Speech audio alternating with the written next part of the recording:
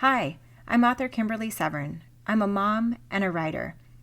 I wrote a memoir about my experience becoming a mother and going through the adoption process, and I wanted to share a little bit of the story with you via audio today. I want to let moms and women who hope to become moms out there, at whatever stage of the journey you're in, know that you are not alone.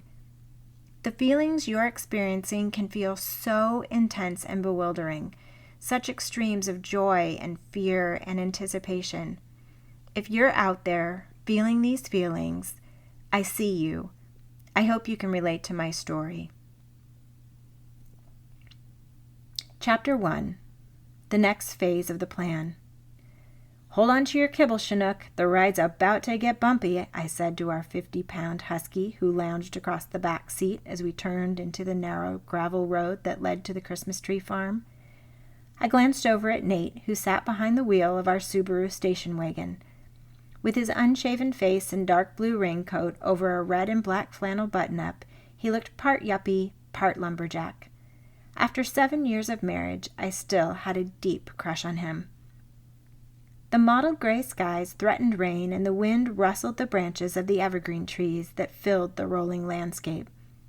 We were only a few miles from home, but it felt like a world away from the manicured lawns of our suburban neighborhood. "You ready for this?" I asked, pulling on my gloves and grabbing Chinook's leash. "Yep, let's do it." "What kind of tree are we looking for?" I asked as I negotiated a puddle and met him at the back of the car. "A live one?" "Oh, really?" I raised an eyebrow. "Everyone loves a smartass, Charlie Brown." He smiled and reached for my hand. After receiving a saw and instructions on how to safely cut down a tree, we headed into the nearest field.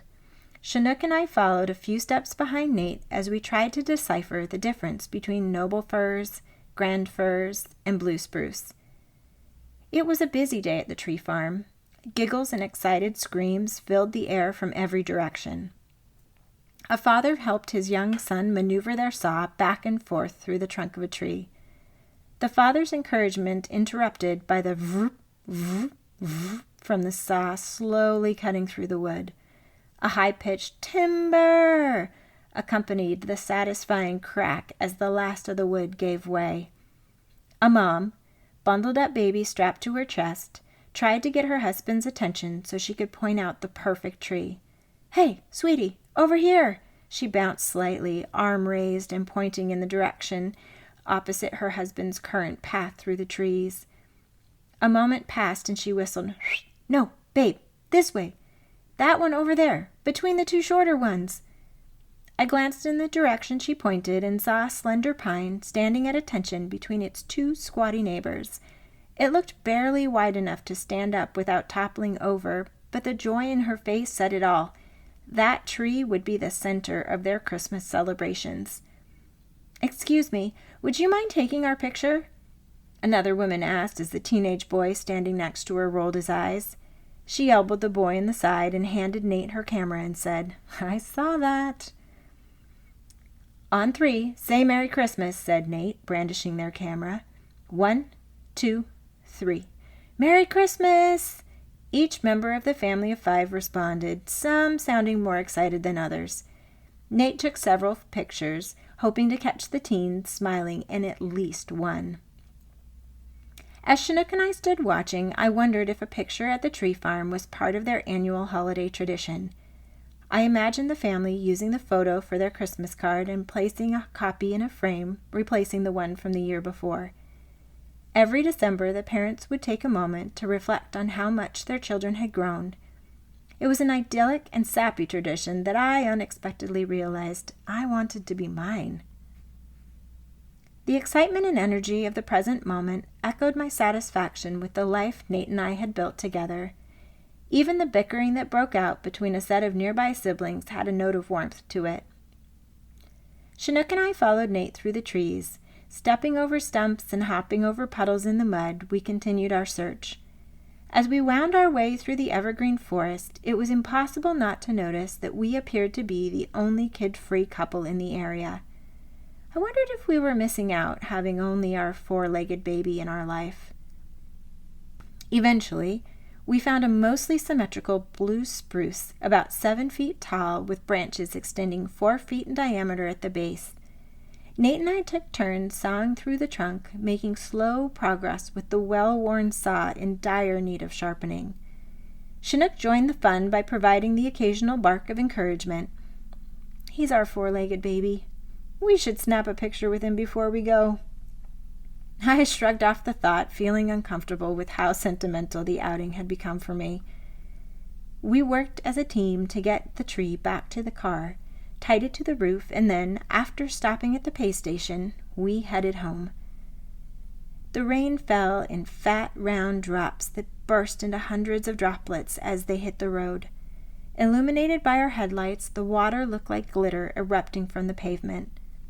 As Nate drove us to our friend's house, I thought about all the families we'd seen at the tree farm, each one flashing through my mind like a slideshow of Norman Rockwell paintings. I'd been pushing the thought away for hours, but could no longer resist its power. I wanted Nate and me to be the subjects of one of those paintings. As much as I'd grown used to our comfortable life and family of 2, I couldn't shake the feeling that Christmas would be a lot more meaningful with a child to share it with. "That was fun at the tree farm," I said, glancing over at Nate. "The house is going to smell so good with a real tree." I tried to sound casual before dropping what I feared would be a bomb. "Yep, we found a good-looking tree," he said with a fake southern drawl that made me laugh. "I'll trim the trunk tomorrow and we can decorate it. Be sure to check for spiders before bringing it in from the garage, okay?" I am seriously afraid of spiders. "Don't worry, honey," he said as he reached over and set his hand on my leg. "I got your back. I'll make sure it's spider-free." He flashed me a smile that reminded me how much I loved him.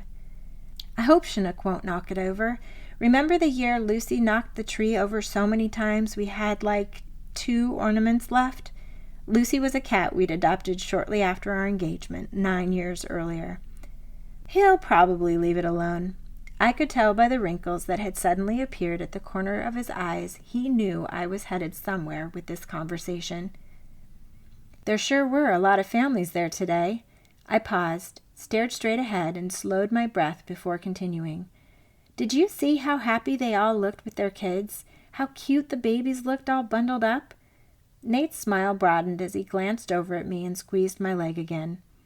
I laced my fingers through his. "Wouldn't it be great if that was us next year?" "You think?" Why is he being so casual about all this? Does he seriously not get what I'm hinting at? I took a deep breath and decided to get to the point. "I think I'm ready to have a baby." There. I'd said it. "Okay." "Okay?" A huge smile spread across my face and my breath caught in my throat. Did he truly mean it? Was he really ready? More importantly, was I? Thank you for listening to this excerpt of The Making of a Mom, my unexpected journey through birth and adoption. If you'd like to learn more, please visit our website at longestdaypress.com. And again, thank you for listening.